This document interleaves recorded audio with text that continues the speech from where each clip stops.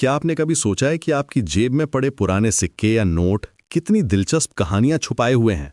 आज हम एक ऐसी दुनिया में कदम रखने वाले हैं जहां हर पुराना सिक्का एक खजाना हो सकता है और हर नोट इतिहास का एक अनमोल टुकड़ा। पुराने सिक्कों का संग्रह, जिसे न्यूमिस्मैटिक्स कहते हैं, सिर्फ एक हॉबी नहीं है, बल्कि ये एक फैसिनेटिंग जर्नी है।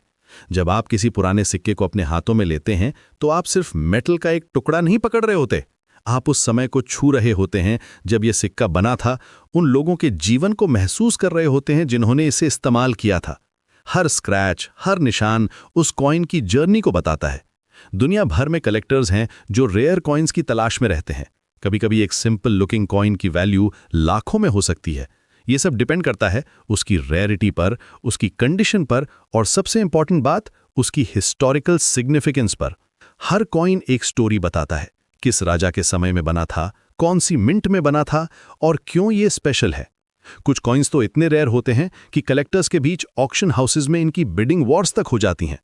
भारत में भी कॉइन कलेक्शन का रिच ट्रेडिशन है। हमारे यहाँ मुगल कॉइन से लेकर ब्रिटिश एरा के कॉइन्स तक हर पीरियड के अपने यूनिक डिजाइन्स और कैरेक्टरिस्टिक्स हैं। कई बार तो एक सिंपल दिखने वाला कॉइन किसी इंपॉर्टेंट हिस्टोरिकल इवेंट का विटनेस होता है। और इसी ट्रेडिशन का एक महत्वपूर्ण हिस्सा है हमारा 2 रुपी नोट, जिसकी अपनी एक फैसिनेटिंग हिस्ट्री है। अब बात करते हैं इंडियन 2 रुपी नोट की, जो भारतीय करेंसी हिस्ट्री का एक बेहद इंटरेस्टिंग चैप्टर है।